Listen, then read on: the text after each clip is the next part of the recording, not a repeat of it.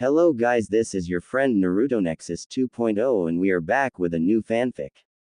Which is what if Naruto got harem with InoTenten Sakura Kurenai Anko and Tsunade Shizune Part 1. And if you enjoy this fanfic then please give me hype instead of comment and subscribe to my channel for more fanfic like this. And now let's start the fanfic. Today, Naruto thought, has been a thoroughly exhausting day.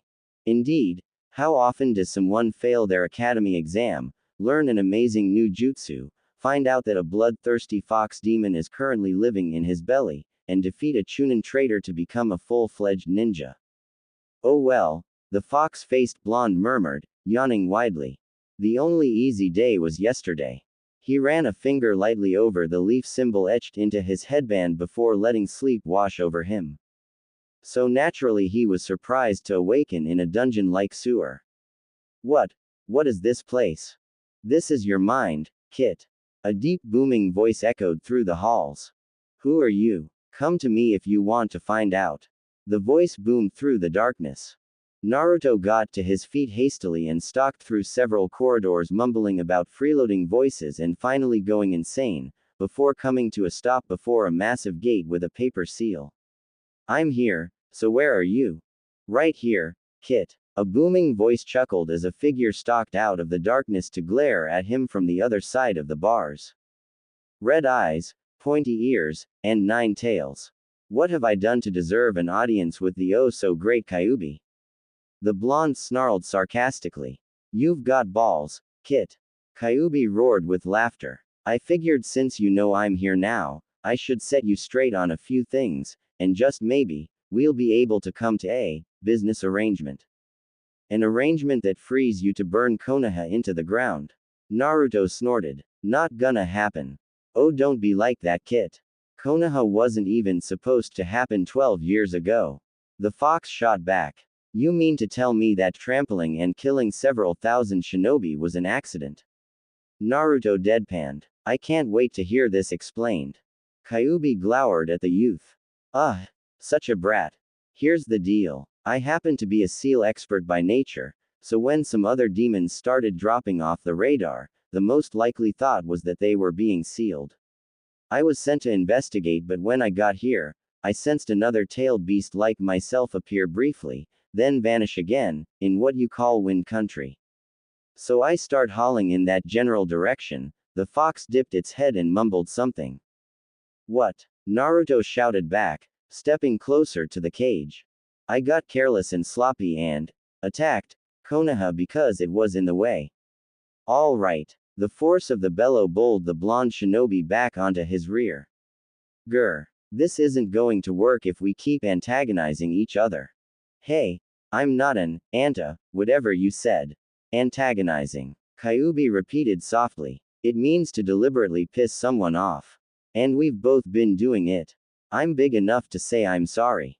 You're big? Naruto cut himself off with a self-reproving grimace. Sorry. Never gonna get anywhere at this rate.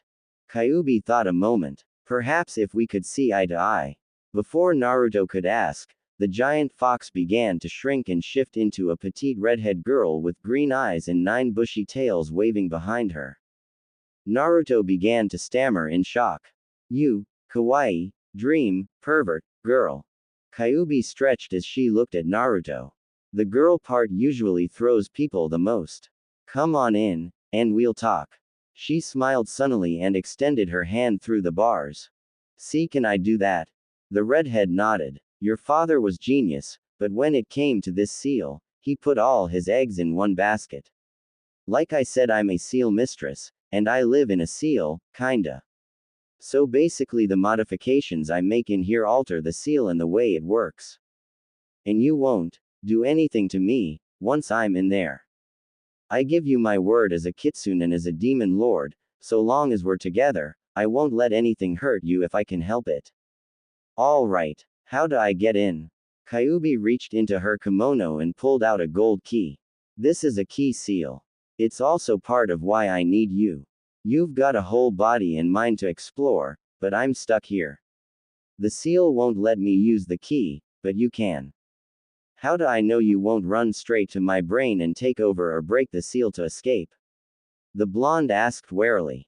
Well, you see, me trying to get out wouldn't accomplish anything but pissing off Shinigami-sama. You know, big guy, specializes in life and death. Kyuubi said. It's his power that actually keeps me here. If I was insane enough to try to get out, we'd die.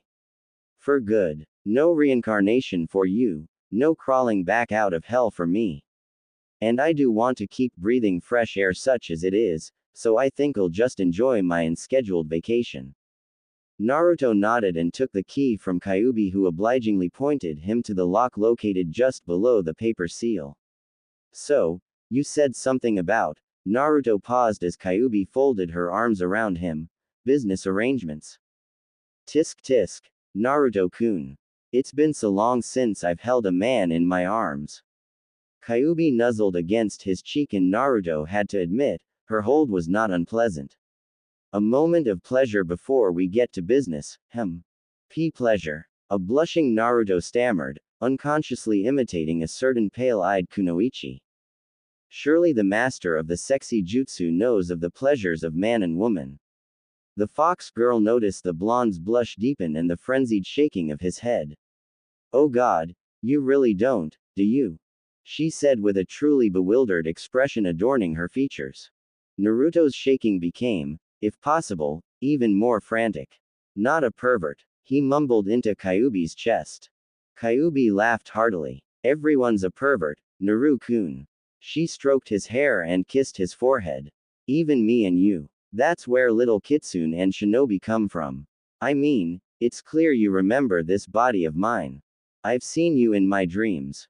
Naruto agreed. You were different ages each time, but you always had red hair and green eyes. You did such interesting things in those dreams. With your clothes on, to boot. Then I suppose I'm partly to blame for your pursuit of the pink-haired fangirl. Kyuubi mused, as she smiled knowingly. My preteen form does look quite a bit like her. Shame though, you've missed your own fangirl. My what? Naruto perked up, twisting about to look into ancient green eyes. All the pieces have always been in front of you, but you've always lacked one critical element to bring them all together. Kyuubi smiled, holding up two slender fingers. And before you ask, what you've been lacking is knowledge, something my great age has given me in spades. Enjoy my gift to you. Before Naruto could react, Kyuubi touched two fingers to his forehead and his world went black. Our blonde hero blinked slowly as his vision swam fuzzily. Q-chan. He called weakly. Oh good, you're awake. She knelt beside the young shinobi. These cage bunchins of yours are great. Did you know that you get their knowledge when they go poof? Naruto grimaced and tried to get up, succeeding only with Kyuubi's assistance. No, I did not know that, and what the hell did you do to me? I'll answer that question with one of my own. If you have a girl and tied spread eagle to your bedposts with silk scarves, what is the first thing you do when you start to ravage her? The girl's green eyes twinkled at her perverted pop quiz. Depends. Naruto said. If she's face down, then I start by nibbling her ears and then progress down her spine. If she's on her back, then I start teasing her feet, then I move up her thighs, finishing with a long teasing tongue lashing. And how did I know that? My gift to you, Kyuubi said brightly. I gave you all the knowledge I have of in relationships. Shouldn't having several thousand years of furry porn stuffed into my skull done massive brain damage? Naruto deadpanned with a flat stare. Ah, there's my insubordinate kit. Kyuubi grinned. To answer your question, this is why I mentioned shadow clones. I sent a few dozen to get the lay of the land, and nearly half of that to the file room. What is the file room? Naruto asked, finally managing to get to his feet under his own power. Simply put, a mess. The redhead grimaced. The file room is the repository of all your conscious knowledge, and even before I dumped all those new files in, it was wrecked. I have my clones in there, filing things properly, essentially reorganizing your brain, but it will take some time, maybe a day or two, so don't be surprised if you're forgetful or spacey for a short while. Nobody will ever know the difference. Naruto giggled before growing serious. Q-chan, They're never gonna let me become Hokage, are they? The fox's formerly jubilant manner deflated in seconds. It's possible given who your father was, but honestly, not very likely. That's the second time you mentioned my father. I know I didn't just appear here, so tell me, just who is my father? The only shinobi to hold his own against me in combat, Kyuubi smiled a wistful grin. Naruto, your father was Namikaze Minato, aka Konoha's Yellow Flash, aka the fourth Hokage. Naruto stared dumbfounded. Are you sure? Your two chakras are like mirror images of each other. Kyuubi confirmed. Besides, the look in his eyes, he was willing to sacrifice a few, namely you and himself, to stop me from hurting a lot more, but he couldn't very well ask someone to give their child if he wasn't willing to give up his own. Yeah, I kinda thought that. What with you being inside of me? I still wanna grow strong. Kyuubi was shocked. To what end, Naruto? I still want people to see me as more than just you, he said in a voice that made Kyuubi's heart break. Does that make sense? You're tired of being just a demon brat, is that it? The fox asked as Naruto nodded. Of course you are. Who wouldn't be? You know Naruto, I bet if you could confirm who your father was. No, Naruto said firmly. I will make my own way through my own strength and hard work, not my father's. Fair enough, the redhead replied. Although, what would you do with that power? Well, seems to me I got three choices. I can protect the things I care about. You're off to a good start that way, after what you said to Mizuki tonight. Kyuubi mused. Naruto nodded. My second choice is to make people fear me. Possible, the fox said cautiously. But not really your style. Your general temperament does not lean towards fear. Then that leaves me with the choice of making people respect me for my power. The blonde mused. Ah, so if you can't gain respect for yourself, then you want to be respected for what you can do. Kyuubi tapped her chin sagely. So what will you do, if your dream of Hokage is beyond your grasp? I want to become the strongest shinobi in the elemental countries. The young shinobi mused. But, all that power means nothing if I have no one to share it with. I think all that, furry porn, is affecting your brain. Kyuubi teased. Naruto looked up with no trace of humor in his sparkling blue eyes. I want to become the greatest lover the world has ever known. The preteen fox girl broke out in laughter, but it died away the moment she set her eyes on Naruto's face. You're really serious. Noting serious face, Kyuubi stared at the blonde intently. So who's the lucky lady gonna be? I dunno. But realizing now that I have little to no chance of prying Sakura off Sasuke's, it's best I took my romantic attentions elsewhere other than abusive pink-haired tart. He said with venom. Kyuubi smiled as her kid realized half of the wisdom her imparted knowledge brought him. Why don't you get some rest, Naruto? I realize we didn't get to talk about business tonight, but we'll have time another night. I guess I have been here a while. Naruto mused. What will you be doing while I'm gone? Well, you haven't been here that long, since time moves considerably slower in here than it does outside. Kyuubi smiled. As for me, I have a whole body to explore. We'll see if I can't make you tick a little better. Now go on, get out of here. We'll talk tomorrow night. Naruto was about to protest when sleep claimed him. The day dawned bright and clear as Naruto snuggled back into the warmth of his bed, feeling two strong arms wrap contentedly around him. Wait a second, twin blue eyes swept the nearly vacant bedroom before settling on a ceramic mask depicting a cat's face. Anbu, he murmured, tensing in alarm. Naruto-kun, the drowsy female voice murmured from behind him. You still have a few hours before your team selection. Why don't you go back to sleep? Neko-chan, the dark-haired kunoichi cut him off. Naruto-kun, Neko is my Anbu identity. For your safety and mine, I must insist you call me by my civilian name, Azuki Yugao. Yugao-chan, not that I mind, but why are you in my bed? Naruto asked, carefully twisting around to face the older woman. Hokage-sama sent me to watch over you, And you looked cold, Yugao pouted as she ran her fingers through his hair absently. Besides, you smell nice. She murmured, nuzzling the inside of Naruto's neck as she inhaled his scent. I had extra blankets, but thank you. This is very nice, Naruto murmured, settling into Yugao's comforting embrace. Elsewhere, a wizened old man observed the scene with curious amusement. Not very professional, Neko. The third Hokage murmured as he peered into his scrying crystal. What could have possessed you two, unless he got those traits from his mother? Sarutobi watched the cuddling couple a moment longer. If Naruto notices anything else off, perhaps it might be wise to arrange a visit to the Uzumaki estates. With those thoughts, he called for Neko's relief to send her directly to him for debriefing.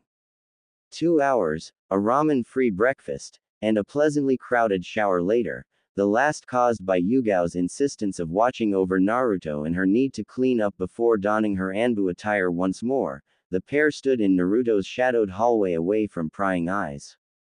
You will be a great man, Uzumaki Naruto, the dark-haired Kunoichi murmured, tying the blonde's hayate firmly about his forehead. And I hope to be there to see that greatness. With that, she tipped his head back and pressed her lips firmly to his own.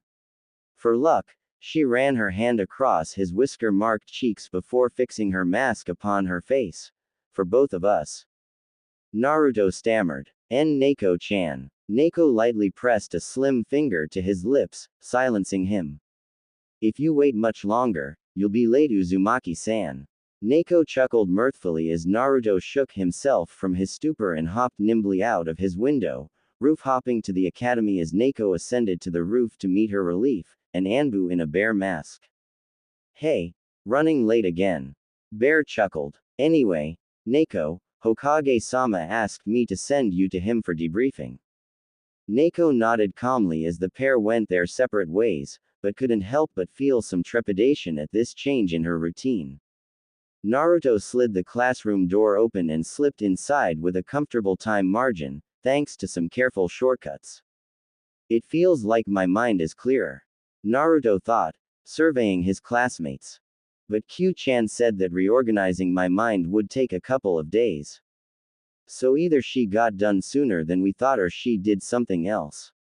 Naruto's thoughts were interrupted as his eyes fell on a pale-eyed Kunoichi, Hyuga Hinata.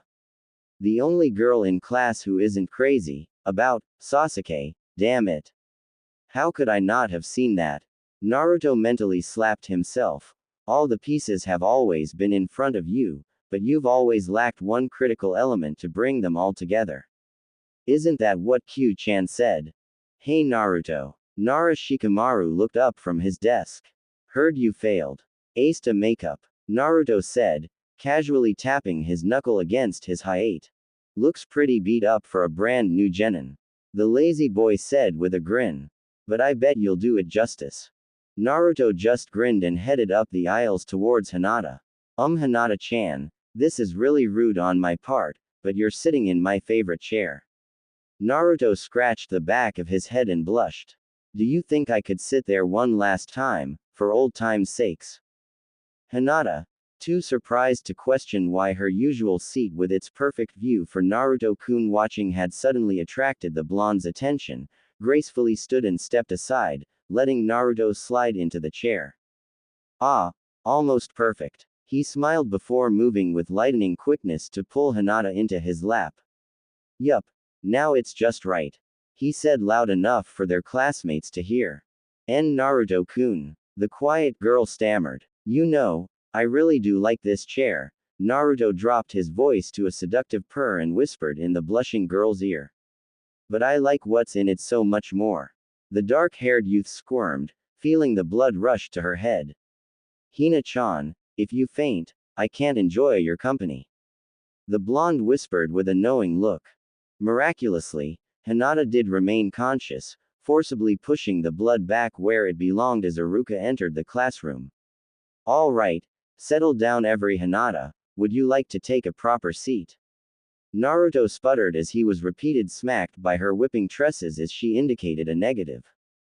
I'll let her go when her sensei comes.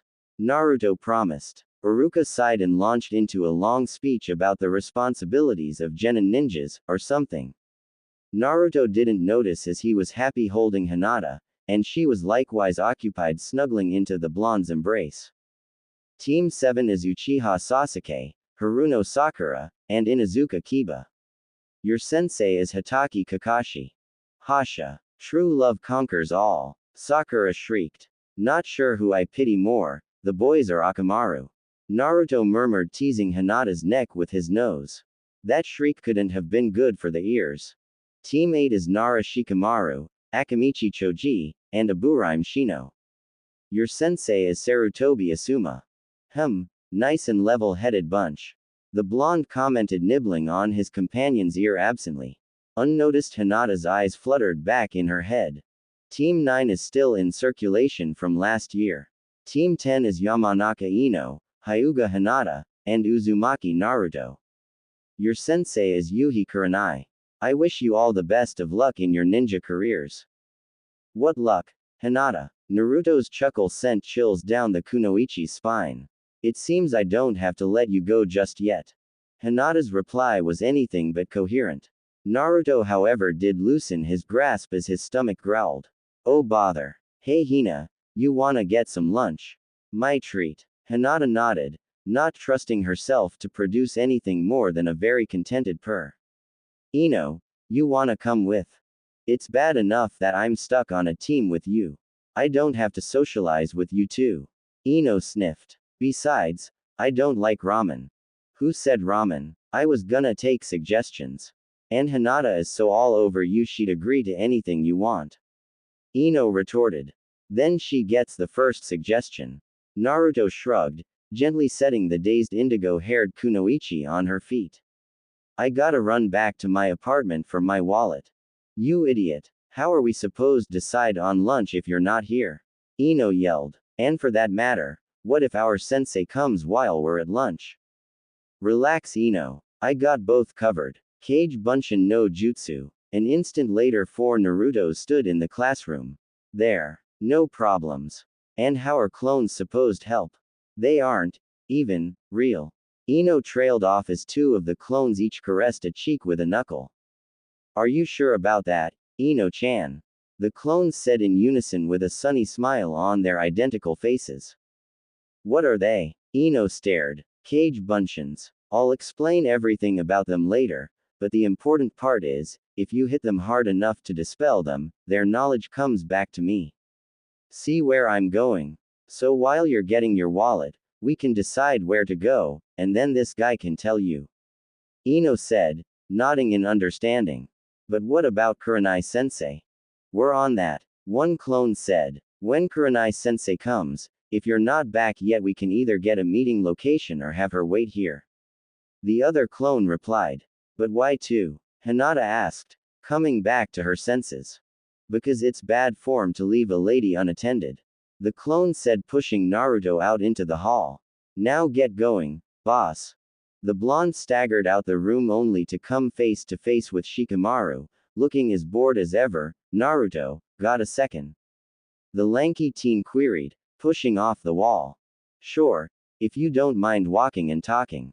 Naruto said, moving swiftly down the hall. It won't take long. Ino's a good friend of ours and we honestly figured that we'd be there to watch her back since our fathers had been on a team together. We had always assumed they'd do the same with us. Shikamaru ran his fingers through his hair. I guess what I'm asking is for you to watch over Ino for us. Not that she needs it, but her family's techniques leave her very vulnerable. I get what you're saying. Naruto said, grasping Shikamaru's shoulders firmly. And I promise, I'll do my very best to protect everyone. All I can ask of you, man. Good luck, though. He chuckled as he waved and walked away. You'll need it. Our favorite blonde shinobi found the third unexpected surprise of the day when he slipped back into his apartment window and found 4 ninjas moving about in his apartment. Who are you guys? Ninja movers, kid, a woman said brusquely, filling a bag with stacks of discarded ramen cups. Why am I being moved? Naruto asked, grabbing his froggy wallet. Gamma-chan, as a younger girl passed by, loading a box full of clothes from his bedroom. Did I get evicted? The leader pulled the boy out the way as another male passed with more of the youth's belongings. Nah, it's nothing like that. The Hokage is trying something new, see? He wants the new genin teams to live together. The man said. Naruto reacted to this the only way he thought appropriate. Hoo boy. In a well-appointed office, the third Hokage sat behind his desk facing a dark-haired Anbu Kunoichi. Lord Hokage, there is no excuse for my behavior on duty. Neko said, hanging her head in shame. I lost my objectivity and allowed my transgression to spiral into a series of utterly inexcusable actions concerning my charge. I stand ready to face my punishment. The old man leaned back his chair, puffing casually on his pipe. Neko, do you remember Uzumaki Kushina? I do, sir, but aside from the obvious, I fail to see what bearing that has on my actions. Do you recall certain aspects of her personal life, specifically romantic aspects? Sarutobi asked with a twinkle in his eye. Neko's posture changed ever so slightly. Hokage-sama, I'm going to need to know exactly what you're trying to say here. Neko, I have a long-term assignment that I feel you would best be suited for. Given Naruto's parentage, burden, and the possibility that he may inherit a yet unknown bloodline from his mother's side, I would like to provide him with a singular operative dedicated to ensuring his safety within the village at all times, and I'm offering you the position first. Do you accept? Neko grinned madly under her mask. I do, Hokage-sama. Very well. You have today off. After I deal with team placements, I'll have the details of your new placement written up and delivered to you home. Ah yes, before I forget, this is an ongoing S-rank mission and you will be paid accordingly per month. Thank you, Hokage-sama. Neko's grin nearly split her mask. Permission to be dismissed. Permission granted. The Hokage smiled as Neko vanished in a swirl of leaves. Now then, let's wear out little troublemaker is. The old man murmured, peering into his crystal globe. Naruto had helped the movers for as long as he could before sensing his bunchen dispersing. Leaving 3 more in his place with orders to disperse upon completion of packing and unloading of the boxes, Naruto hastily roof-hopped over to moderate little eatery. Unfortunately, this eatery liked nothing more than to throw him out on his ears, preferably in the back garbage dumpster.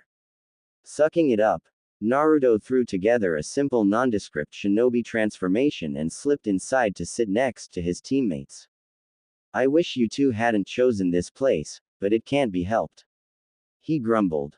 Naruto. Ino asked in amazement. Is that you? Yes, and keep your voice down.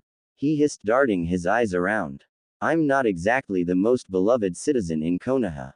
If you, Hinata began only to stopped by the disguised Naruto. Hina-chan, you may think this is mean, but I really think this is for your own good. He said sternly, looking the heiress in the eyes. I forbid you from speaking unless it is in a clear, confident voice. No more stuttered mumbles around us, okay? Hinata nodded. Good. Want to try again? If you knew you weren't accepted here, why didn't you tell us? Hinata said flawlessly. Because the list of businesses and stores that will accept Uzumaki Naruto is sickeningly short. The disguised youth said. The waitress took their order and Naruto frowned at Ino's small portion.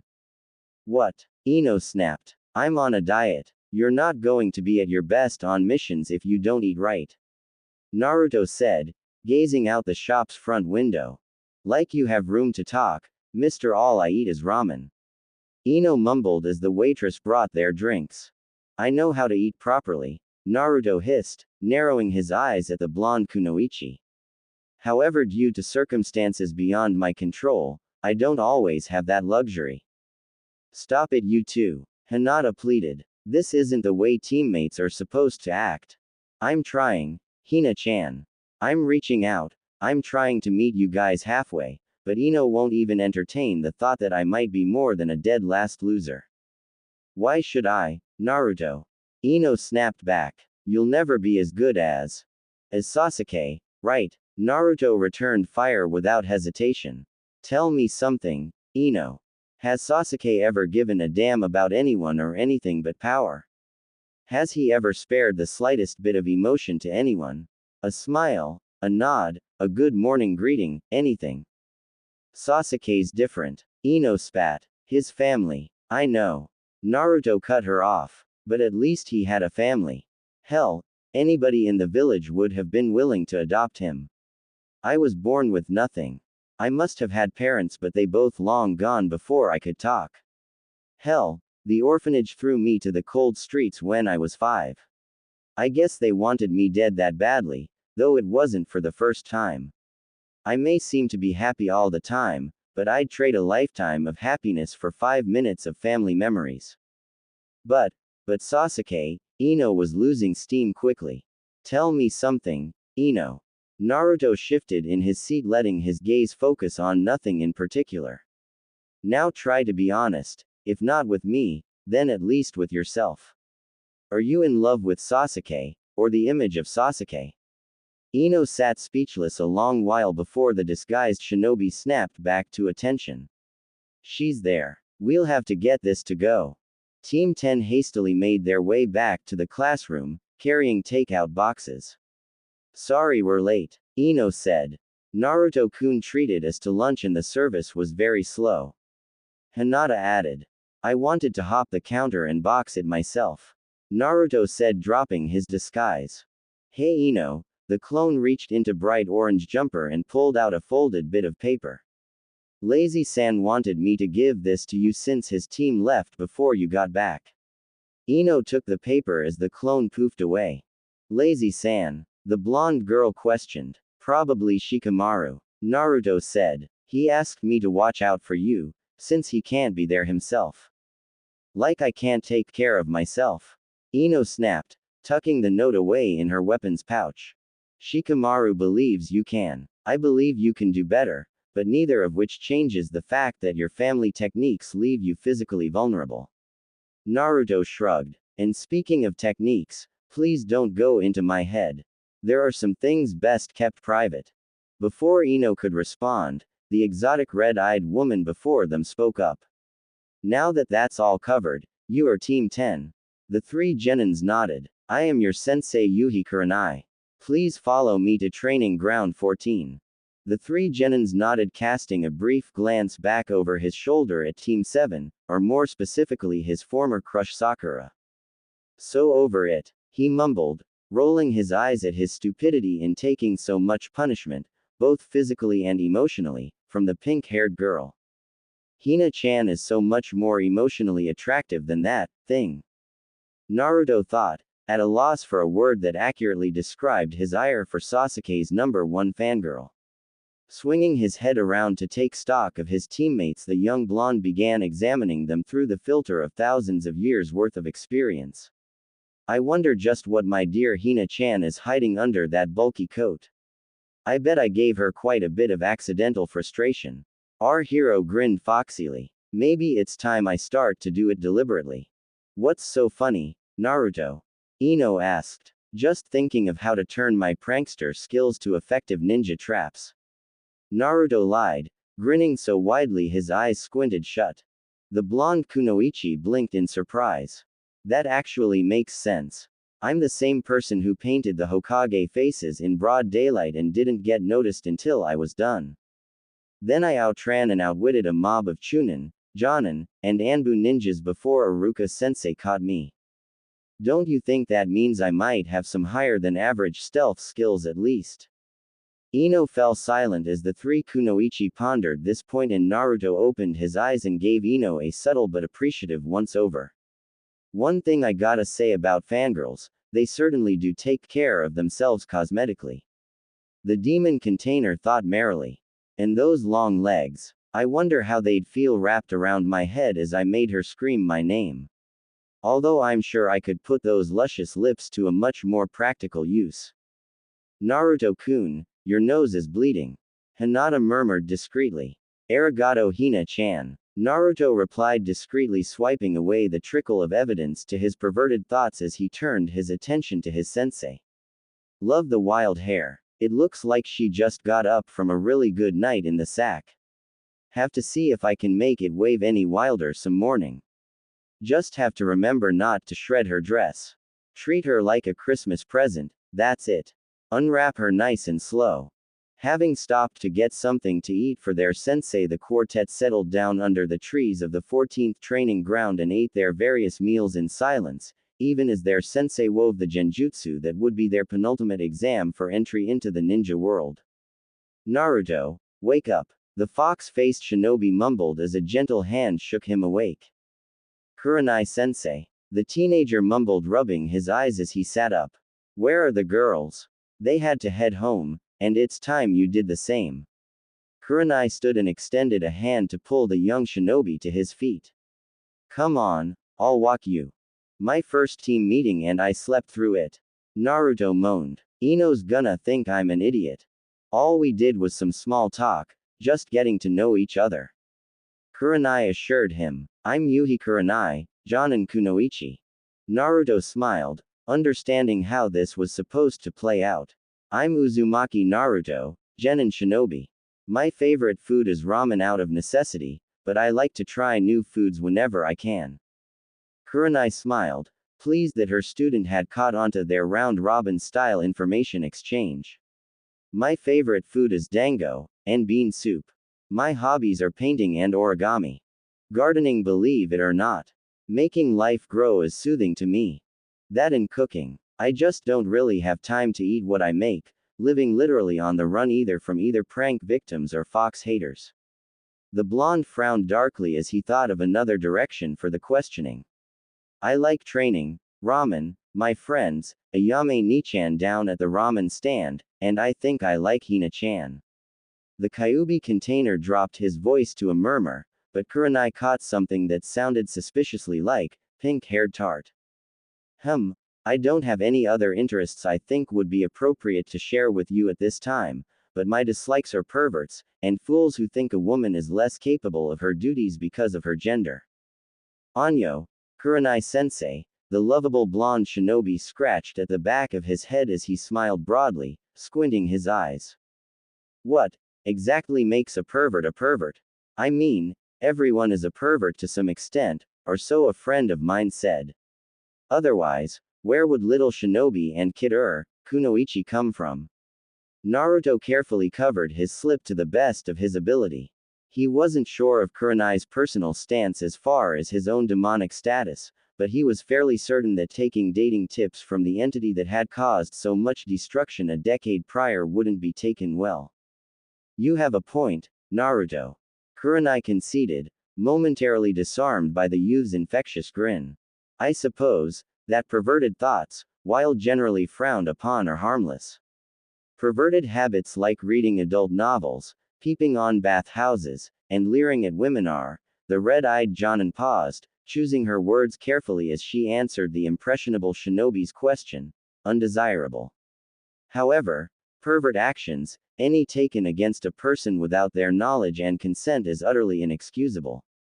Do you understand? Naruto nodded sagely. While Kyuubis were wide and varied, even she had made that final point abundantly clear in her own way, and that mindset had transferred to her keeper as well. No worries there, Kurenai-sensei.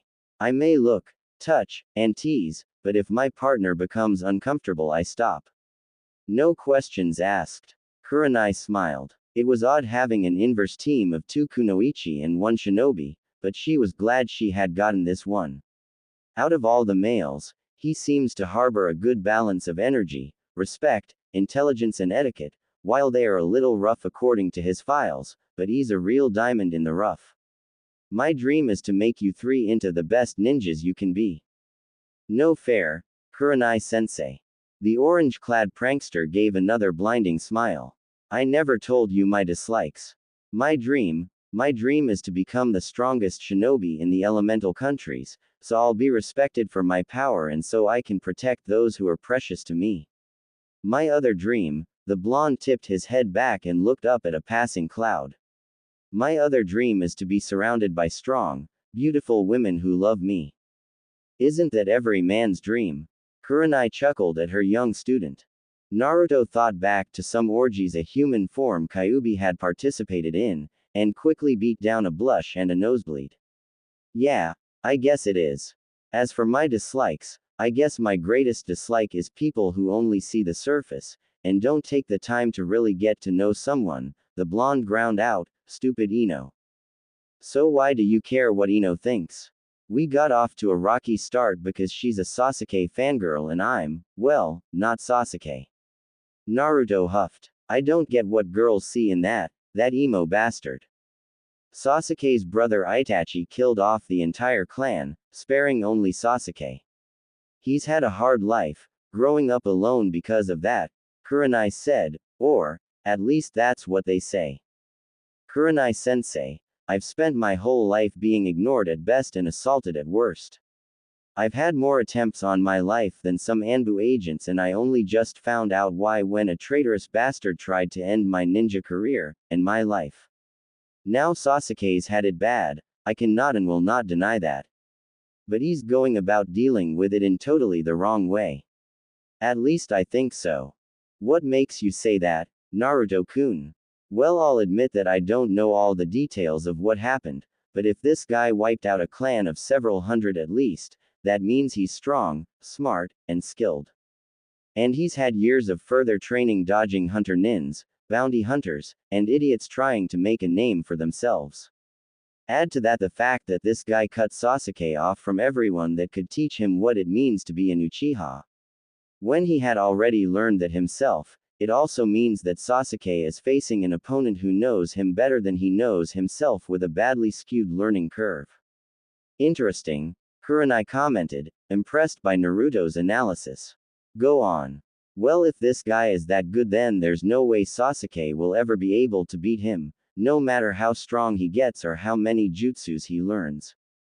Naruto explained. So Sasuke needs to do what I do when confronted with a superior enemy. He's got to outwit him. He's got to think like a fox. The demon container grinned madly at this, then sobered. He also can't go it alone, but I don't think he'll ever understand teamwork. And speaking of teamwork, how long are we gonna keep doing laps in this genjutsu of yours?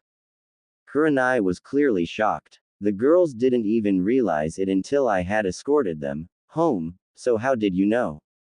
I'm actually a little pissed I didn't see it sooner, but I figured it out about the time you were listing your favorite foods, when we passed Old Man Kishimoto for the third time. From what I can tell, this illusion takes a set amount of physical space, about 2 blocks of Central Street this time around, and loops it into a self-repeating cycle. Most people, shinobi or civilians, don't really pay attention to people in an urban setting. I, however, don't have the luxury of such blissful ignorance. Kurenai stood in shock. Naruto, the supposed dobi of the academy, had unwittingly completed her test, and he'd done so faster than his female teammates. Well, you are right, Naruto. This is both a genjutsu and a test to see if you're ready to become true genin. Naruto murmured, looking at his red-eyed sensei. And the academy test? That was a skill assessment. Kurenai explained as she flashed through hand seals and the illusion world wavered. All right, you three. As you know, Konoha's strength lies in our unity. To that end, you must use unity to escape this illusion. Your teammates are here, even if you can't see them or hear them. Rely on them as they rely on you and break my spell.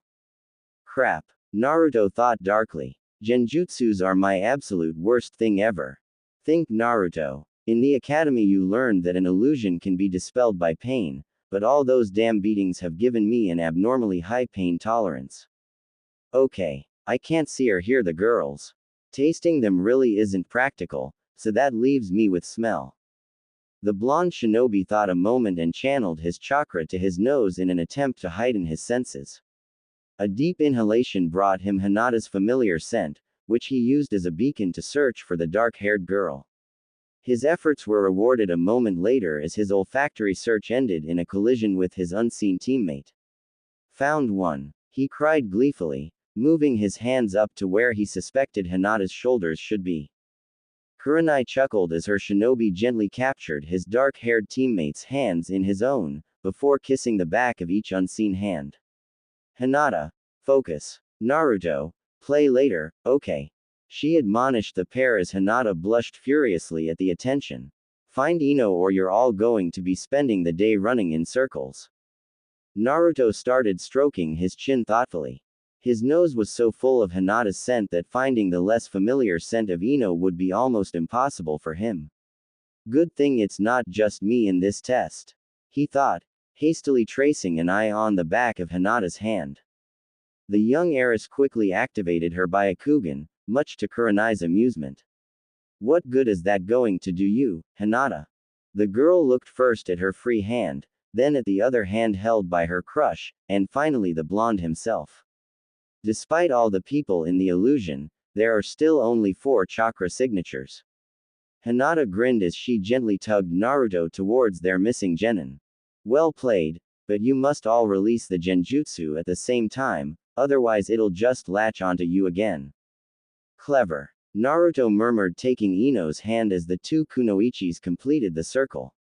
Naruto gave each girl's hand 3 quick squeezes before opening his hand wide, meaning count to 3, then release. Hinata, however, got a second command in the form of an opened hand and a downward pointing arrow traced against the back of her hand, delivered with a gentle tug on her arm. When we release, pull my arm down, was the silent message. Game time then. Tense muscles contracted once, twice, 3 times. The air was rent with twin feminine cries of Kai, and the sickening pop of forced skeletal alteration. As the illusion shattered, revealing training ground 14, the 3 women stared in awe as Naruto stood there nursing his freshly dislocated shoulder. That hurt. He seemed surprised. Ino chose that moment to break out of her stupor. You just dislocated your shoulder and that's all you have to say. Why the hell didn't you just release it like any normal ninja? They taught that in the academy. Naruto nodded. You're right, they did. Now think back to that day if you can and remember what happened. Ino thought hard, casting her mind back to their academy days. XX flashback XX.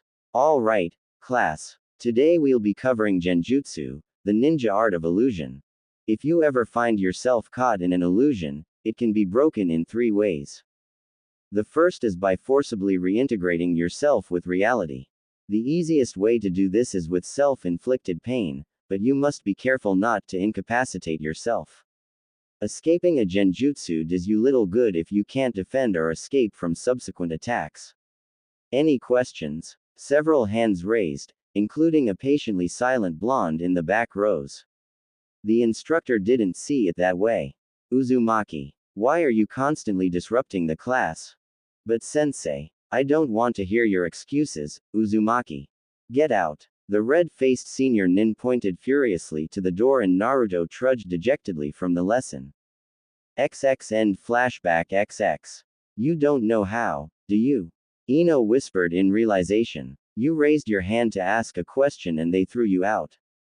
Naruto grimaced and before using a nearby training post to force his shoulder back into its socket.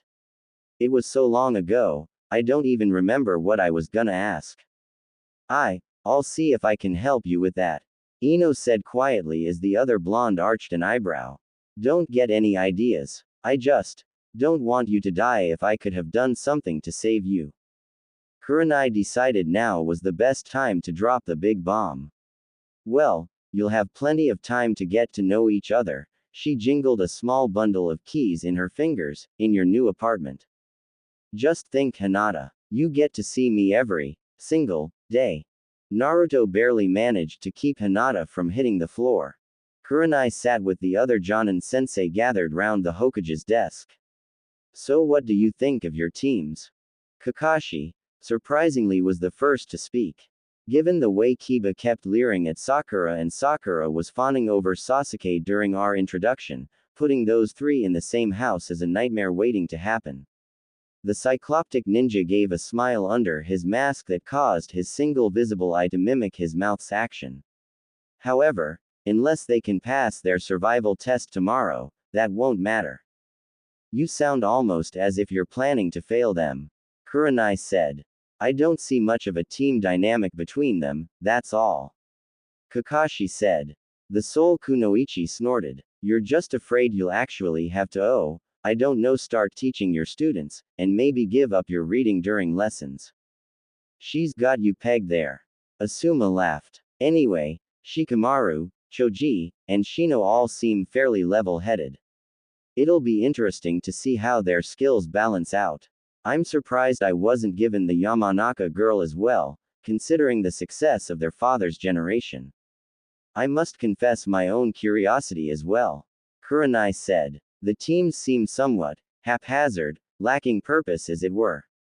That is understandable, and I will gladly give you an explanation, but first Kurenai-san, your thoughts. My team is unique. While Hinata is an obvious scout, and Ino can gather information straight from the enemy's minds, I believe that Naruto has the greatest potential of the three. Kurenai said. Naruto. The academy dead last. Kakashi's lone eyebrow rose as Asuma snorted. You must be mistaken. Is she? The third asked with a mischievous glint in his eye. Perhaps our newest Jonin is better at looking under the surface than our famed copy Nin. All right, Kurenai. Why is a clanless orphan with no ninja experience better than the heiress of a major clan, or a kunoichi backed with generations of experience? Kakashi asked. He isn't. Kurenai smiled. But you just said, Asuma began, that he had the most potential. Kurenai grinned. Not that he was neither better nor worse than anyone else. Though he does need a lot of help when it comes to genjutsu. You tested them already. The Hokage seemed pleased. How did they fare? They passed stunningly, both my test of detail and the test of unity. Kurenai beamed. Naruto actually realized he was trapped before the girls did. That still doesn't explain your reasoning. Kakashi murmured. Naruto has virtually no shinobi training. Which is exactly why I claim he has the most potential.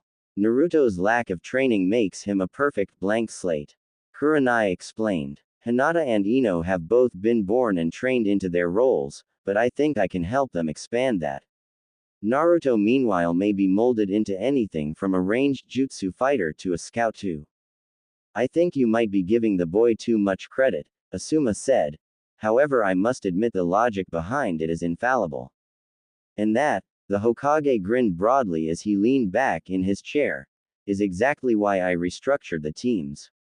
While having a specialized team of trackers, for example, might be good for information gathering, scouts are not typically heavy fighters. As such, any information they may gather would be useless to us if it dies with them in the field. In short, you're worried that overspecialization will lead to their skills stagnating into predictable patterns. Kakashi nodded at the Hokage's wisdom. Kurenai took in this information. It also forces them to adapt their styles into something they may not be immediately familiar with. Ino is a prime example, as she likely trained most of her life to become the next generation of Ino Shikacho. Being forced to work with Hinata and Naruto will likely force her to think in a different way than she was trained. Asuma broke in at this point. There's still one thing I don't understand.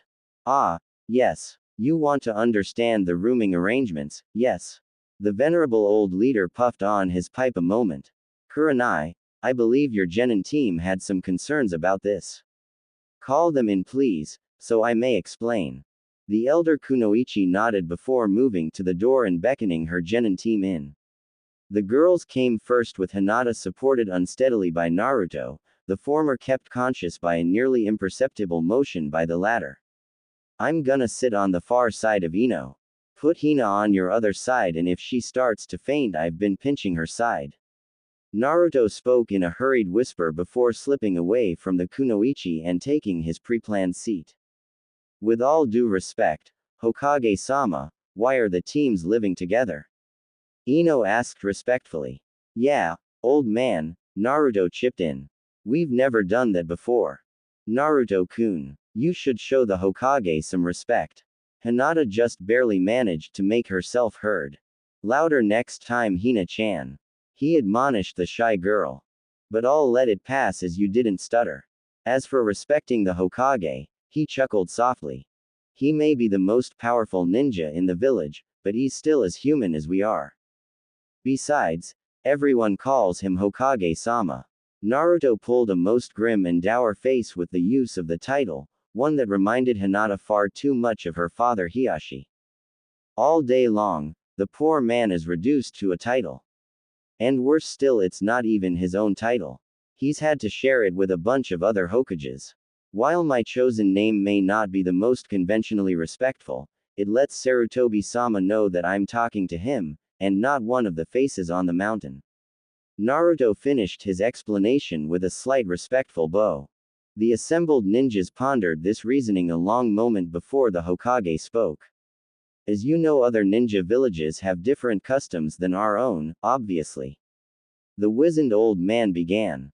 Some of these customs are theoretically sound ways to allow teammates to form closer personal bonds that will aid them on mission. Others take a far darker, twisted path. The Hokage trailed off, staring at nothing in particular. Naruto grimaced at the pregnant silence that permeated the room. So you want us to live together, so we'll be better teammates? In part. The old man lit his pipe. I won't sugarcoat things. As ninja, you are being trained to ultimately take another human's life. The genin in front of him gasped. While we have trained you in the skills to kill, we didn't exactly teach you the skills to live. Hopefully, living in an apartment together will teach you more normal skills. With all due respect, Hokage-sama, I can't live with Naruto. He's clumsy, goofy, loud, he wears orange. Ino began ranting. 1 month. Naruto said quietly. The room came to a sudden halt. What do you mean, 1 month? The blonde Kunoichi turned to her teammate in surprise. A deal. You live with me, the real me, for a month. If at the end of that month you still don't want me around, I'll see about getting my old apartment back and you only have to deal with me in a professional capacity. I dunno, the young mindwalker mused. I'll sweeten the deal. Naruto said. I need new clothes, and you're the only Kunoichi whose fashion sense I trust. What do you say, you and me, shopping tomorrow? Well, maybe. Ino said hesitantly. I don't really know how I feel about being alone with you. We can make it a team effort, if that makes you more comfortable. Naruto shrugged. I wanna be a serious shinobi and I want all of you to help me. Ino, you said in so many words that you didn't want my death on your hands. Well, I promised that I'd do the best I can to protect everyone, but I can't do that if I'm standing out like a target. If anything, I'd be putting you all in danger, and I don't want your deaths on my hands either. Ino mused on the other blonde's words for a long while. Kurenai-sensei, how long until we can go on missions? The elder Kunoichi smiled. Well, since you 3 passed my test today, you are the first 3-man squad in your class to become an active genin team. As such, you could start taking appropriate missions as soon as tomorrow. I think we may need to wait a day. Hinata and I have to help outfit our new teammate. Naruto's grin split his face. Thank you, Ino-san. Naruto said with a slight bow. Ino took this moment for a bit of payback.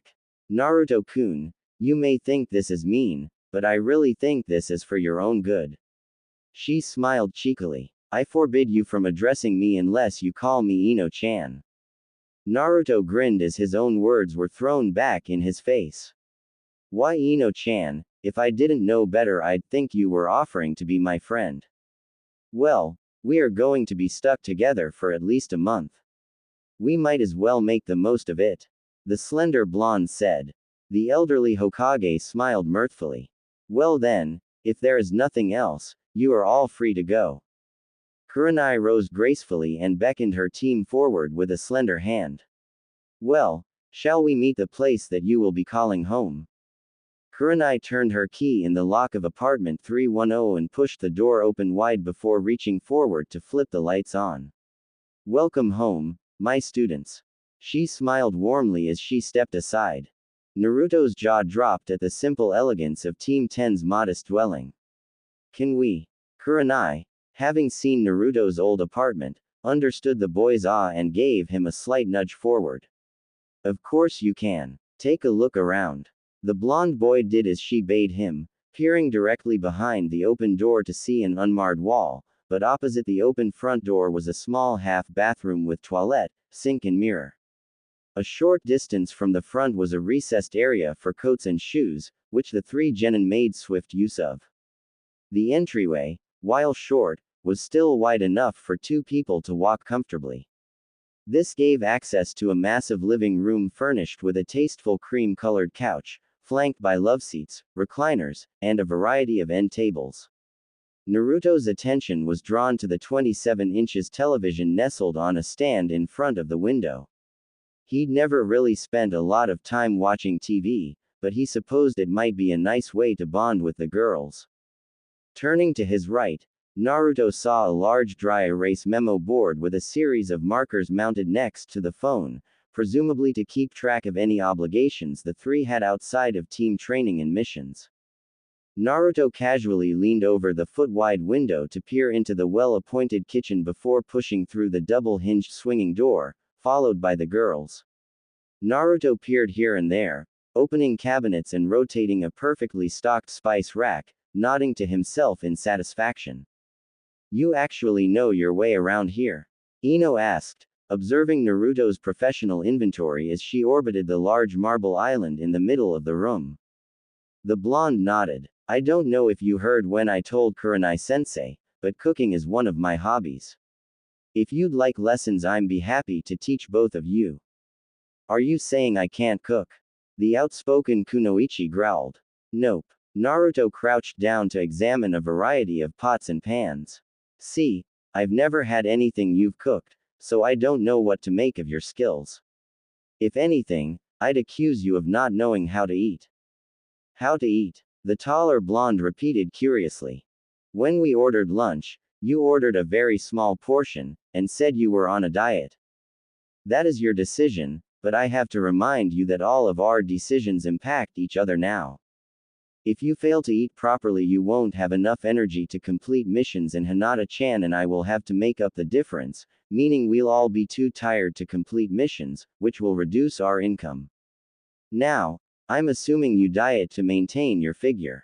As a kunoichi, while your personal appearance should not be your main concern, it is still an undeniable asset and should be maintained like all your other shinobi tools." Naruto paused and held up a hand that forestalled his teammate's heated outburst. "And before you say anything, I'm not comparing you to a kunai. I'm simply concerned you may be focusing on your body for the wrong reasons." "Naruto makes a good point, Ino." Kurenai chimed in. "The best way to maintain your figure is through a combination of diet and exercise. Now, of course, you can still keep your shape through exercise or watching what you eat, as you've seen firsthand with your dieting, but they're not without drawbacks." "I don't know," Ino mumbled thoughtfully. "I'll have to think about it." Hinata squealed happily as everyone's attention focused on her. "Sorry, I found the tea cupboard," she murmured, pushing her index fingers together at the tips, as she gestured into a comfortably cramped dining area previously hidden behind a pair of sliding doors, opposite of which extended an enclosed balcony. Naruto continued his inspection, as the dining room held a variety of teas and a smaller refrigerator filled with chilled sake. Naruto glanced over his shoulder at his teacher. "Sake." Kurenai just smiled thinly. "Those headbands you wear mark you as adults of Konoha, and as adults it falls to you to take responsibility for your actions. If you want to drink sake, that is your choice, but you must deal with the repercussions of that choice." "But the tea," Hinata squealed giddily, as one of her blonde teammates swooped down on her. "You squealed," Naruto joked, wrapping his arms around the dark-haired girl's midsection. "Are you a tea fangirl?" Hinata pouted cutely. "I like my tea," she mumbled. "Happiness is a good cup of tea, that when you drink it, all your troubles just fade away for a little while and it leaves you with a warm feeling right here," she explained, pulling the lone shinobi's hands up from her waist to rest over her heart. "And you should never be ashamed of something that makes you truly happy," Naruto said, casually rocking from side to side with the young heiress in his arms. "But we still have more of the apartment to explore." The two kunoichi smiled at their teammates' exuberance as they headed back into the apartment proper. Ino lead the way into the darkened hallway, flipping a switch to dispel the shadows as Kurenai began to speak. As you know, our team has an inverse dynamic, with one shinobi and two kunoichi. Typically the two shinobi would have the two slightly smaller rooms on the east side of the hall, and the kunoichi would have the larger room on the west side of the hall, and of course the full bathroom is at the hall. So Naruto gets the larger room, Ino said, with a grin. Lucky dog. Let's take a look. Naruto cleared his throat and raised his eyebrow. Excuse me. Naruto-kun, may we please see your room? Hinata asked respectfully. Yes, you may. He gave his radiant, eye-squinting smile. I just wanted you to ask and respect my privacy, and in doing so I will give you both the same respect. Ino ducked her head in shame. I'm sorry, Naruto. I'm so used to taking charge with Choji and Shikamaru that it just came out like an order. I'm sorry. We cool. Naruto never lost his smile. It's all right, Ino-chan. He said pleasantly. Just knock before you enter at night, okay? Why is that, Naruto-kun? Hinata asked curiously. Well, I don't. Naruto blushed furiously. I don't wear anything to bed. He whispered, ducking his head. Ino and Hina blinked in surprise. You either. They said in unison, pausing a moment as the implications of that little admission. Kurenai blinked a moment. A house full of nocturnal nudists. What are the odds? Kurenai said smiling. Okay. So it's agreed. We knock before entering and we forgive any unintentional eiffels. Naruto asked. Within reason, of course. Of course. Hinata agreed hastily. Within reason. Ino replied cautiously. Well then, if all of our surprises are out in the open for today, let's see our new rooms. Naruto grinned again as he opened the door to a bedroom that put him in mind of a typical teenage girl. Like the rest of the house, it was painted in a gender-neutral ecru, with the predominant feature being a Western-style twin-size bed. Despite the fact that one wall was cluttered with his boxed belongings, the room was still easily navigable, with a sizable closet concealed by half a dozen louvered sliding doors. Wow, Ino-chan, I don't think I have enough money to fill this closet. Naruto, the first thing you must realize is that clothes shopping is never truly done. You just find a stopping point. Ino stared longingly at the empty closet as Hinata ran a hand over the mattress a second before Naruto playfully tackled her down to its springy surface. My own bed and a cuddly to boot. Naruto grinned madly as Hinata invented 7 new shades of red. Naruto-kun. The young Hyuga whined, fighting the blush back down with limited success. I won't be manhandled like a ragdoll. You're too cute to be a ragdoll.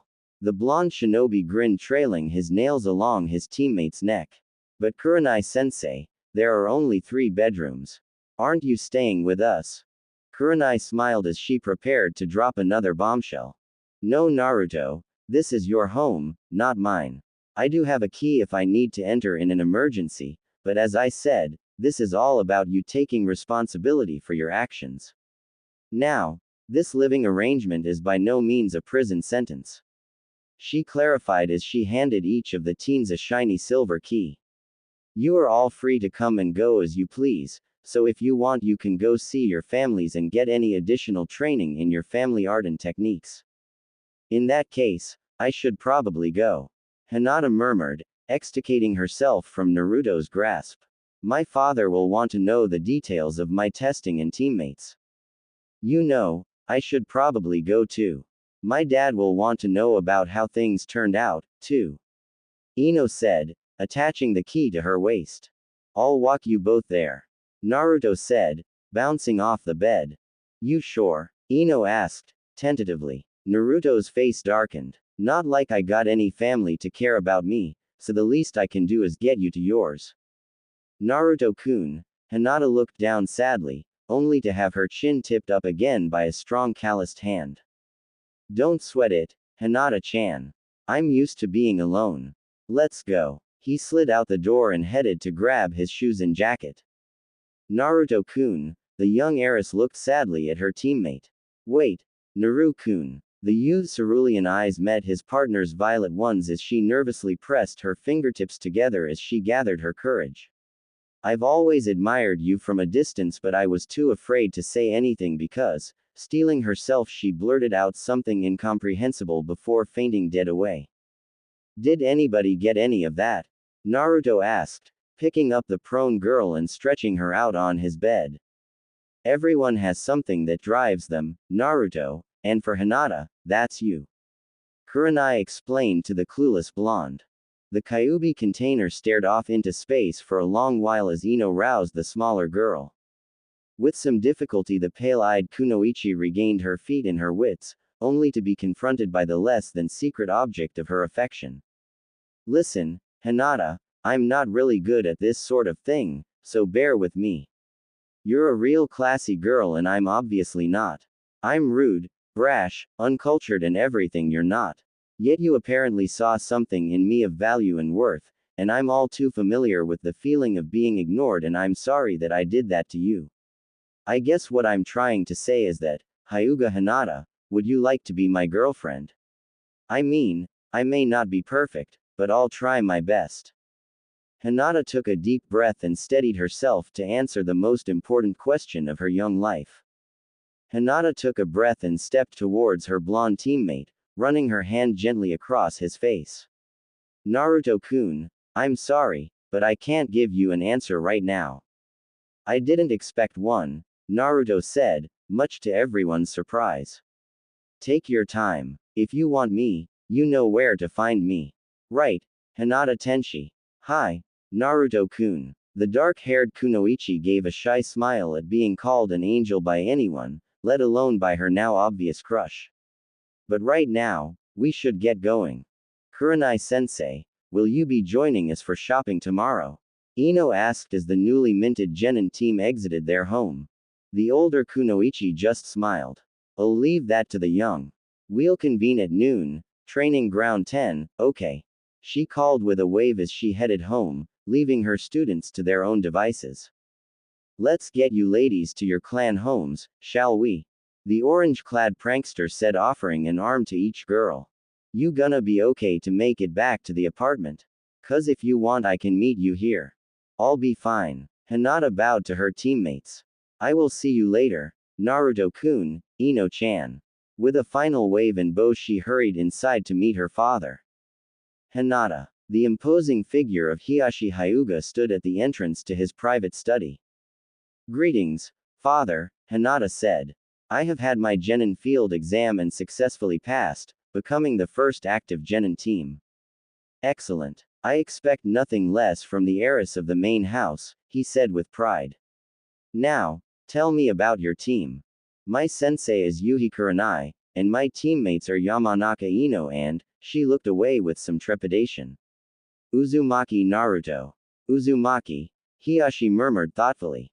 I wonder.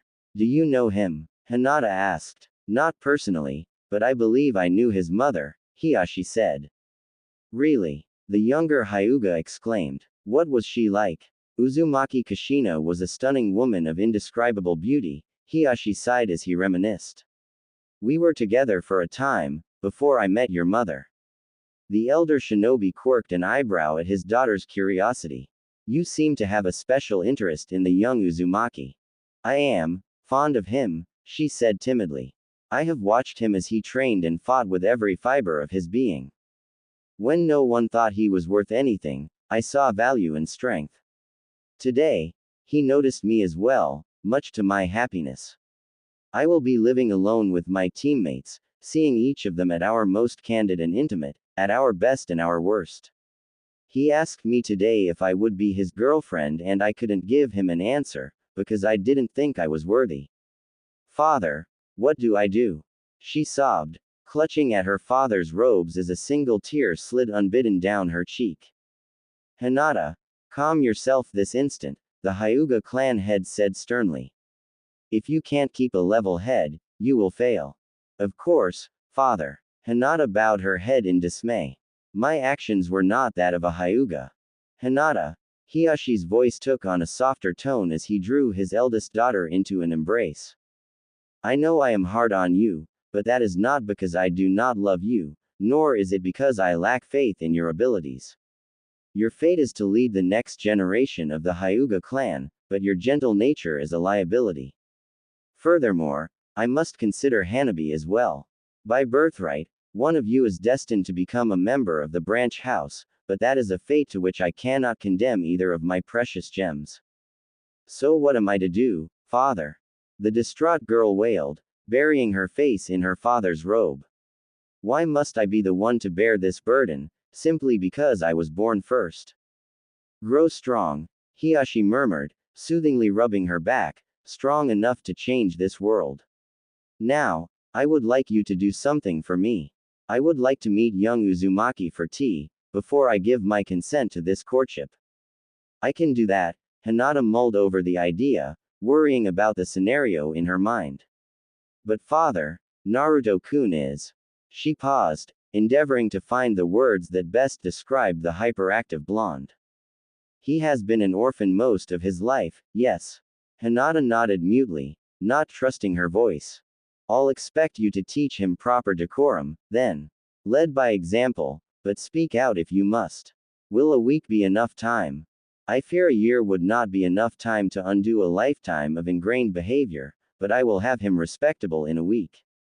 Very well, then. If that is all, dinner is waiting. Hiyashi swept out as he fully embraced his role of clan head with his eldest daughter following close behind. You sure you gonna be okay by yourself? Ino asked as she and Naruto stood outside her home. Wait, she was wrong. Her home at least for the next month was with her teammates, she reminded herself. 7 years hasn't screwed me up that badly, so I must be doing something right, the blonde shinobi assured her. You want me to come back for you? Could take a while, she replied, shaking her head. I'll just have daddy walk me home. Why don't you go get some dinner and maybe take a bath? Are you saying I stink, Ino-chan? Naruto arched an eyebrow. I'm saying you live with 2 young ladies, and this might be one of your only chances to get the tub to yourself, because honestly, the day I share a bath with you is the day I stop chasing Sasuke-kun. Ino gave a flirty smile as she jogged up to the door. Besides, it's always better to go clothes shopping when you're clean. Now get. I'll see you later tonight if you're still up.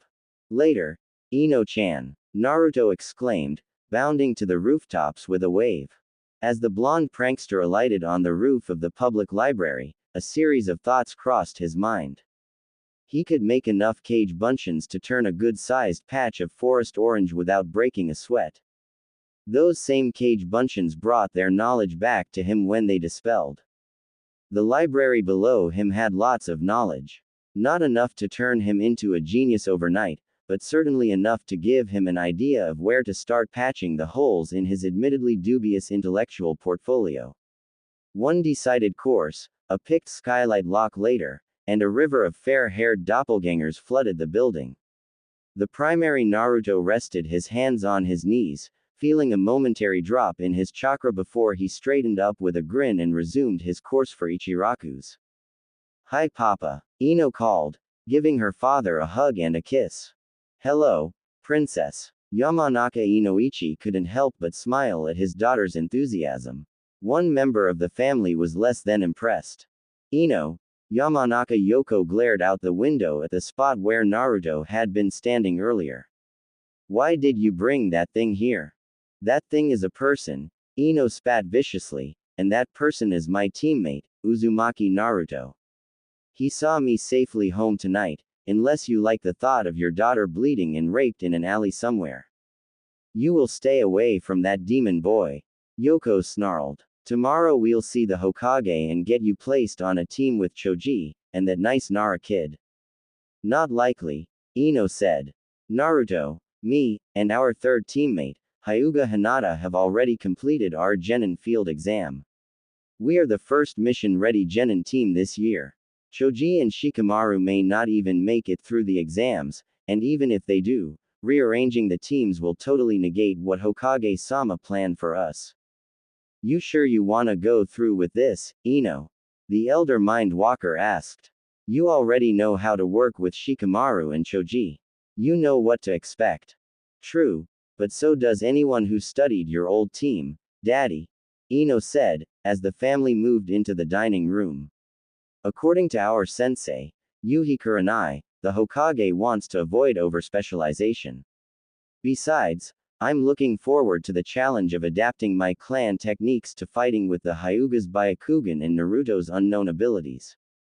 You don't know anything about the boy at all? Inoichi asked. Only that he likes to cook, Ino answered. And he knows the Kage Bunshin no Jutsu. Inoichi arched an eyebrow. Pretty impressive, a genin knowing a Junin level technique. Do you know how many he's capable of making?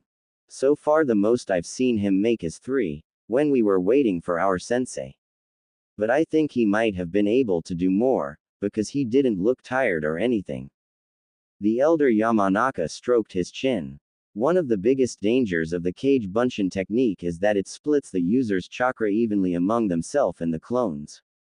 If what Ino said is right, he split his chakra into quarters with no ill effect. I'll have to talk to Choza and Shikaku, but I think Ino may grow even greater with Naruto and Hinata than she could as part of Ino's Shikacho. I bet that nice Uchiha boy could do better, Ino's mother growled spitefully. Rather than reply, the younger blonde Kunoichi thought of the things Naruto had said to her throughout the day. Was Sasuke really all that she'd made him out to be? She found, with great trepidation, that it was getting harder and harder to say yes.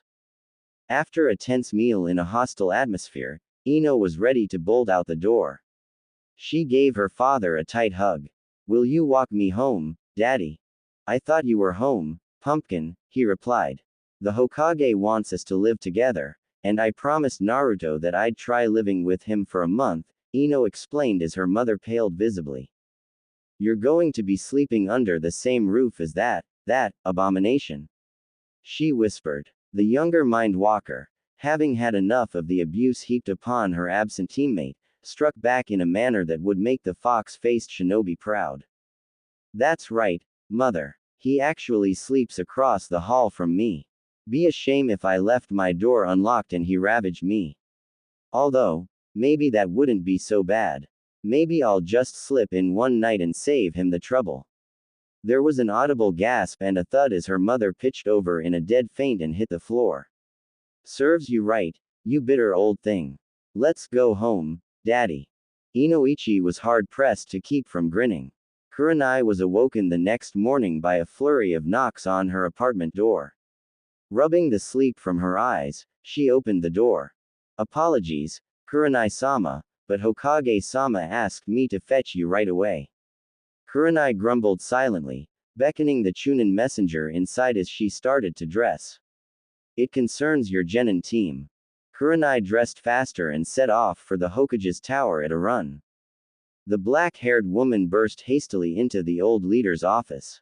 Is something wrong with my team? She panted. I believe so, the Sandaime Hokage answered as he gestured to his omniscient scrying crystal. The scene the concerned duo observed was disconcerting, to say the least. Team 10 was seated around the table, a pot of steaming tea centered between them. The trio of confident teenagers of the day before was gone, and in its place were 3 youths, with totally different demeanors. Ino held her teacup in 2 badly shaking hands.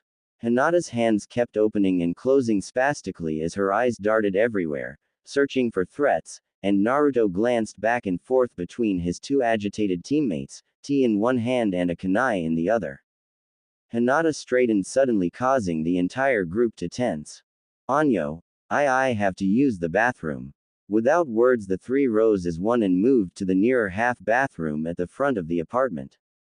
Naruto stood tensely outside the door with the kunai clenched in his fist as the 2 kunoichi slipped silently inside. He jumped slightly as the toilet flushed and the faucet ran briefly. The trio regrouped in the narrow hallway as the fox-faced boy searched the girls' faces for some mysterious sign. The young women nodded slightly and the boy relaxed his posture ever so slightly. I think, Kurenai said softly, that we need to be there rather than here. The old Hokage nodded and the pair vanished in a swirl of leaves only to reappear outside Team 10's apartment. Who's there? Naruto barked sharply as Kurenai raised her hand to knock. It's Kurenai, Naruto, the scarlet-eyed Jonin called back softly in an attempt to soothe her subordinate's ragged nerves. Is it all right if Hokage-sama and I come in? There was a long moment of silence before the lock released and the Jinchuriki cautiously swung the door open. Come in.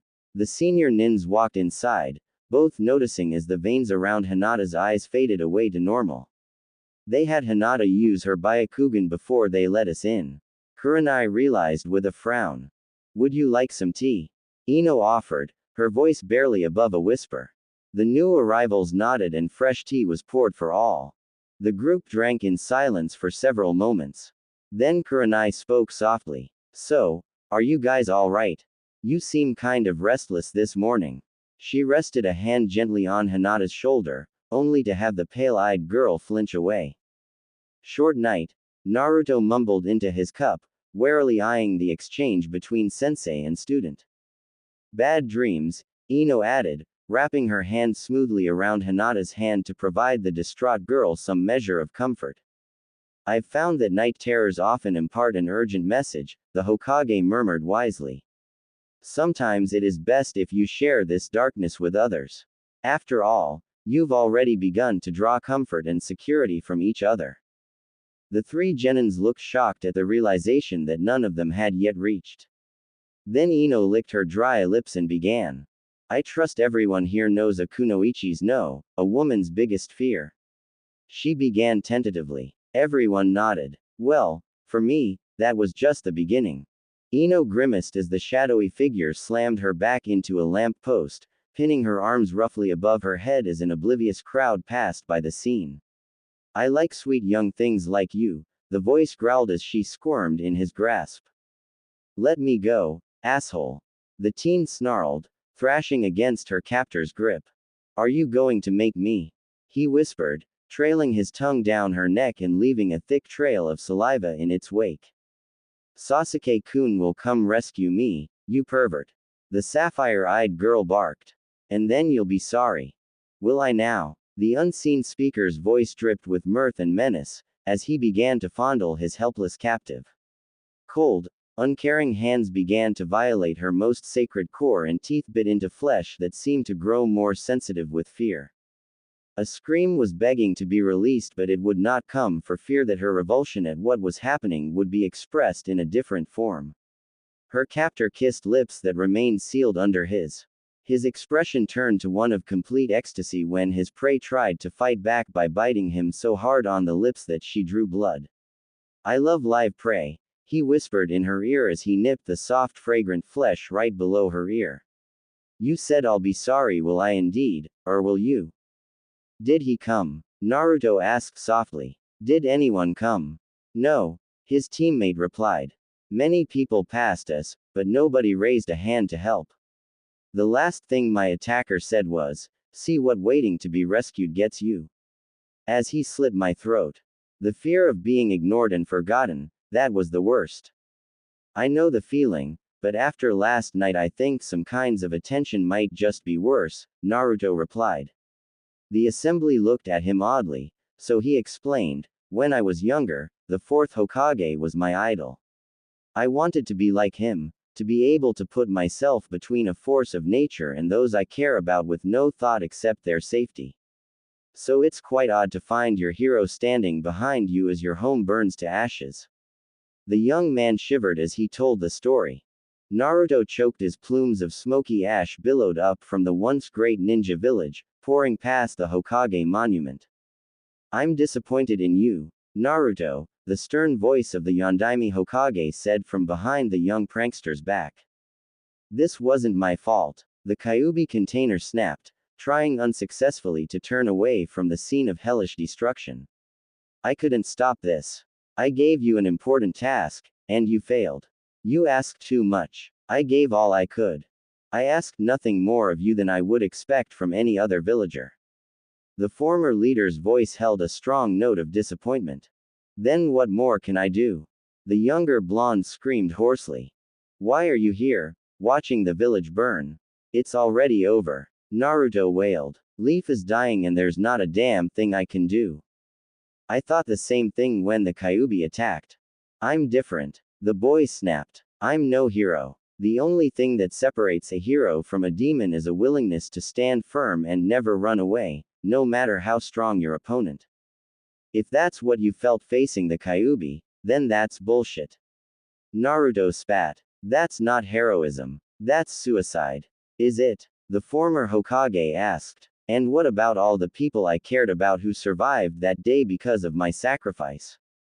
No one in this Kami-forsaken village cares about me. Nobody took the time to get to know me, the real me. Naruto exploded. Nobody cared about me, so why should I care about them? You don't care about anyone. Like magic, the voice's familiar lilt jolted the Jinchuriki out of his immobility.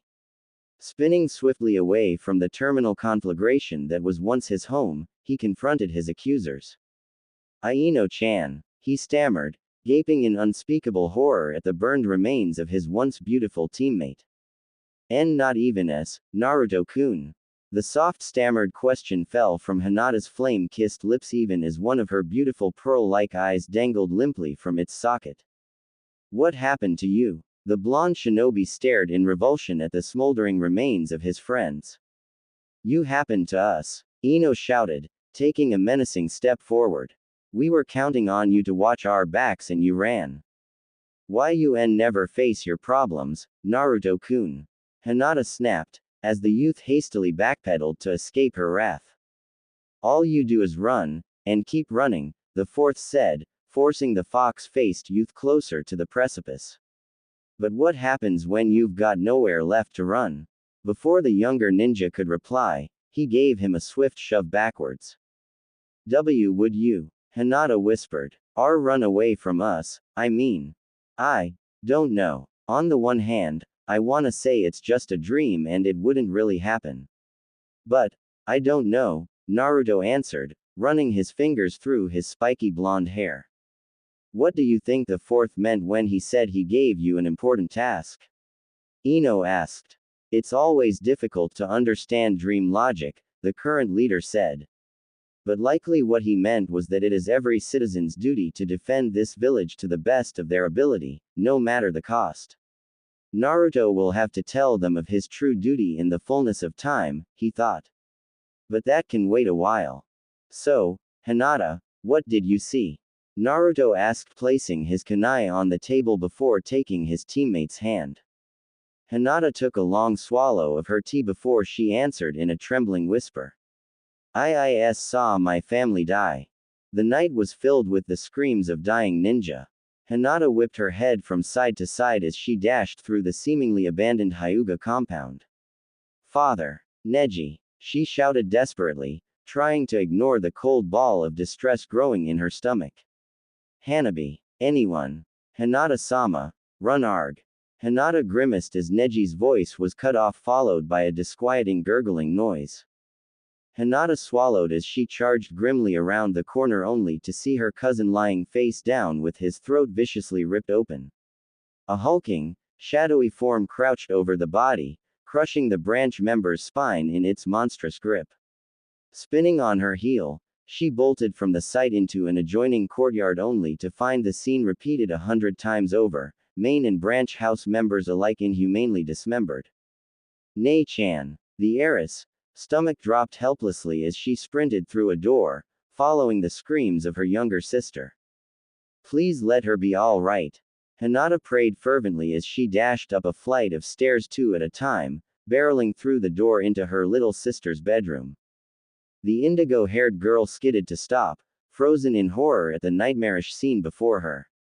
Hanabi hung limply as another shadowy behemoth gripped her easily by the throat. Nei-chan, she wheezed, helplessly begging for her sister's aid. The creature let out a low chuckle as it casually grasped its captive's arm and ripped it off with casual ease. No. Hinata's anguished scream was easily drowned out by her sister's howl of agony. This is all your fault, you know, Hiyashi's dispassionate voice droned from behind Hinata as his older daughter stood transfixed in horror. If you would have just taken a stand, Hanabi wouldn't have to suffer like this. I didn't do this, Hinata countered as the gothic creature slowly ripped its claws through her little sister's midsection.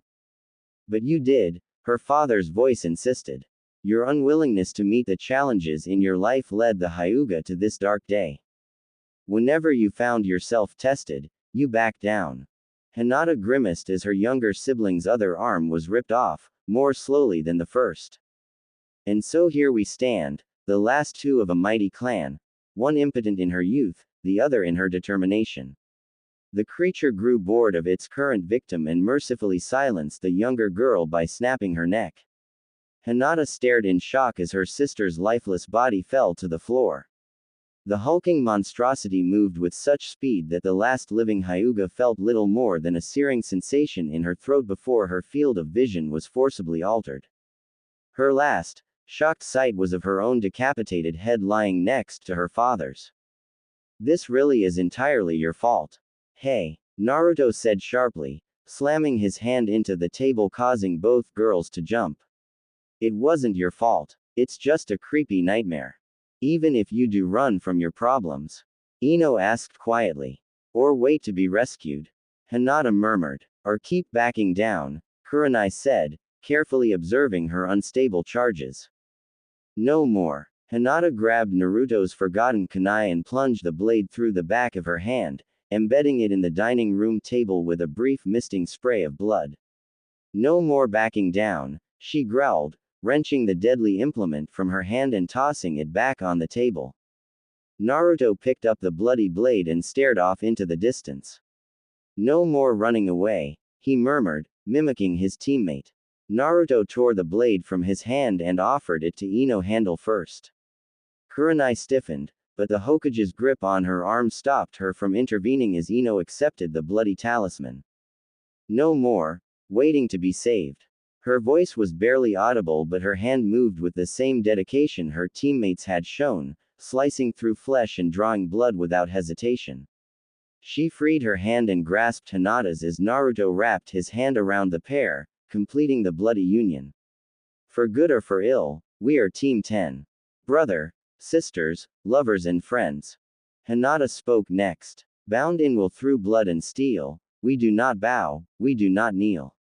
Naruto picked up next, his voice as soothing and lyrical as his female teammates. We face our fears, our sins atone.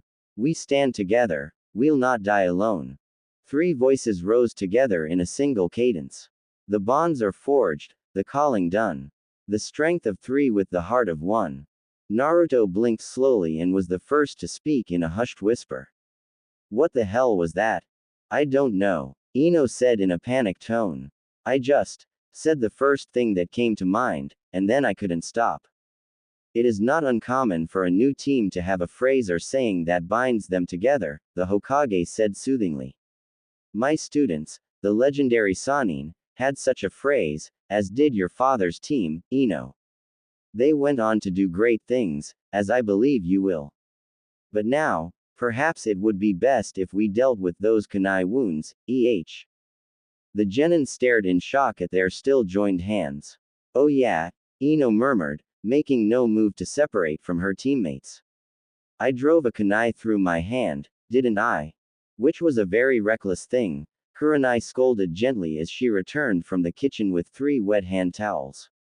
You could have done serious damage to your hands, to say nothing of the amount of blood you lost. Now, Kurenai, Sarutobi interjected. We all do reckless things when we're young. But if everyone is all right, I really should be getting back to work. What time is it? Hinata asked. 7:45, the Hokage answered politely. Naruto's eyes bulged comically. The library opens in 15 minutes. He exclaimed, frantically forming a now familiar cross-shaped hand seal.